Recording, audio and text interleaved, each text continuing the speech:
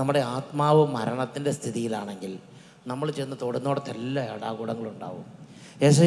ജെറമിയയുടെ പുസ്തകത്തിൽ 5-ാം അധ്യായം 24-25 വാക്യങ്ങൾ. ജെറമിയയുടെ പുസ്തകം 5-ാം അധ്യായം 24-25 വാക്യങ്ങൾ. പാപത്തിലിരിക്കുന്ന ആത്മാവ് കാല് വെക്കണോടത്ത് തെന്നാൻ തുടങ്ങും. വായിച്ചു നോക്കിക്കേ. അതായത് ദൈവം നമുക്ക് വേണ്ടി ഒരുക്കുന്ന അനുഗ്രഹങ്ങളൊന്നും നമുക്ക് ഗുണപ്പെടാതെ പോകും. ഭാര്യയാകട്ടെ, മക്കളാകട്ടെ, സ്വരമാകട്ടെ, തൊണ്ടയാകട്ടെ, പല്ലാകട്ടെ, കണ്ണാകട്ടെ, അല്ലെങ്കിൽ കുടുംബാംഗങ്ങളാകട്ടെ, നമുക്കൊന്നും ഗുണപ്പെടാതെ പോകും. നമുക്ക് പൈസ ഉണ്ടെങ്കിൽ അതുപോലും ഗുണപ്പെടാതെ പോകും. നമ്മുടെ ആത്മാവിനെക്കുറിച്ച് അപ്പം ചിന്തിക്കണം. എൻ്റെ ആത്മാവ് പാപത്തിലാണോ, എൻ്റെ ആത്മാവ് വരപ്രസാദ അവസ്ഥയിലാണോ എന്ന് ചിന്തിച്ച് നോക്കണം. വായിച്ചു നോക്കിക്കേ. ജെറമിയ 5-ാം അധ്യായം 24-25 വാക്യങ്ങൾ. നമ്മുടെ ദൈവമായ കർത്താവിനെ നമുക്ക് ഭയപ്പെടാം. അവിടുന്ന് യഥാസമയം മഴ പെയ്യിക്കുന്നു. ശരൽക്കാല വർഷവും വസന്തകാല വർഷവും അവിടുന്ന് നമുക്ക് നൽകുന്നു. വിളവെടുപ്പിനുള്ള ആഴ്ചകൾ തെറ്റാതെ നമുക്ക് നിയോഗിച്ചു തരുന്നു എന്ന് അവർ കരുതിയില്ല. നിങ്ങളുടെ ദുഷ്കൃത്യങ്ങൾ ഇവയെല്ലാം നിങ്ങൾക്ക് നഷ്ടപ്പെടുത്തി. നിങ്ങളുടെ പാപങ്ങൾ, ഈ നന്മയെല്ലാം നിങ്ങളിൽ നിന്ന് അകറ്റിക്കളഞ്ഞു. പാപത്തിലിരിക്കുന്ന ഒരു ആത്മാവാണ് ഉള്ളിലിരിക്കുന്നതെങ്കിൽ നിങ്ങൾ ഭൗതികമായി തുറന്ന് നിങ്ങളുടെ ബിസിനസ്സാകട്ടെ, കൃഷിയാകട്ടെ, കശുവാകട്ടെ, പോത്താകട്ടെ, നിങ്ങളുടെ കാളയാകട്ടെ, എന്തു തന്നെയാകട്ടെ, അതിനെല്ലാം അതിൻ്റെ പ്രഹരമേൽക്കും. എൻ്റെ പ്രിയപ്പെട്ട സഹോദരങ്ങളെ, നമുക്ക് നന്മയായിട്ടുള്ളതൊന്നും ഗുണപ്പെടാതെ പോകും. ഇത് ഞാനും നിങ്ങൾ നന്നായി മനസ്സിലാക്കിയാൽ അവനവനെ കൊള്ളാം എന്നുറക്കെ പറഞ്ഞേ ഹല്ലേലൂയ. മിണ്ടണല്ലോ ഹല്ലേലൂയ.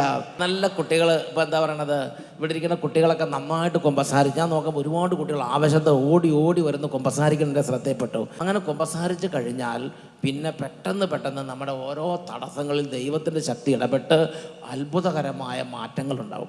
ഞാൻ ഓർക്കുന്നുണ്ട്, മുല്ലശ്ശേരി കൺവെൻഷൻ നടക്കുമ്പോൾ ഒരു കൊച്ചുകുട്ടി, ആ കൊച്ചുകുട്ടിക്ക് എപ്പോഴും കണ്ണുനീരാണ്, എപ്പോഴും വിഷമാണ്.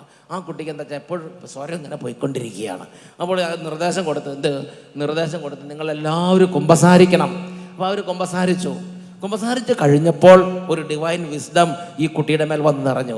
ഈ കുട്ടിക്ക് തോന്നി, അച്ഛൻ്റെ അടുത്ത് പോയി ഒരു ആശീർവാദം സ്വീകരിച്ചാൽ എൻ്റെ തടസ്സം മാറും എന്ന് കുട്ടിക്ക് തോന്നി.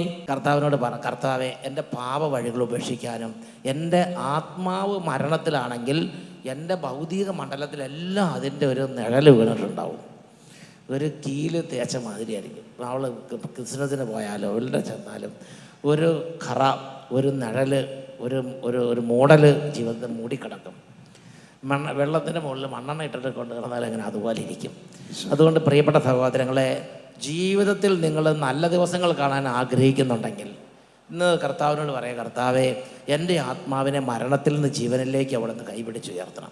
അതിനുള്ളൊരു വഴിയാണ് അനുതപിച്ച് പാപം ഉപേക്ഷിക്കുക, അനുതപിച്ച് കുമ്പസാരിക്കാൻ തീരുമാനം എടുക്കുക. എവിടെ വേണം കുമ്പസാരിക്കാൻ, നിങ്ങൾക്ക് നിങ്ങളുടെ ഇഷ്ടമുള്ളിടത്ത് പോയി കുമ്പസാരിക്കാം. പക്ഷെ നീട്ടി വെക്കരുത്. ഈ നോമ്പ് കാലത്ത് നമ്മുടെ പാപങ്ങളെക്കുറിച്ച് അവനവൻ ചിന്തിക്കണം. വേറൊരാൾ നിങ്ങൾ ഫോഴ്സ് ചെയ്യേണ്ട ആവശ്യമില്ല. നന്നായിട്ട് അവനവന് വേണ്ടി, വേറൊരാൾക്ക് വേണ്ടിയല്ല. അത് അച്ഛന്മാർക്ക് വേണ്ടിയോ മാതാപിതാക്കൾക്ക് വേണ്ടിയോ ഒന്നുമല്ല. ചെറിയ കുട്ടികളും മുതിർന്ന കുട്ടികളും യുവതീവാക്കന്മാരെല്ലാം ശ്രദ്ധിക്കുന്നത് വേറൊരാൾക്ക് വേണ്ടിയല്ല.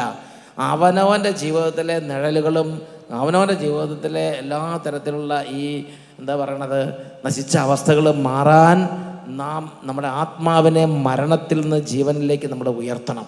അതിനൊറ്റ വഴിയേ ഉള്ളൂ. നമ്മുടെ പാപങ്ങൾ കഴുകിക്കളയണം, അതിനെ കുമ്പസാരിക്കണം. അത് നിങ്ങളൊരു തീരുമാനം എടുക്കുക. ജീവിതത്തിൻ്റെ ഒരു വലിയ തരത്തിലുള്ള തടസ്സങ്ങൾ മാറി ഒരു അവസ്ഥയിൽ നിന്ന് മറ്റൊരവസ്ഥയിലേക്ക് നമ്മുടെ ജീവിതം ഉയർന്നു വരും.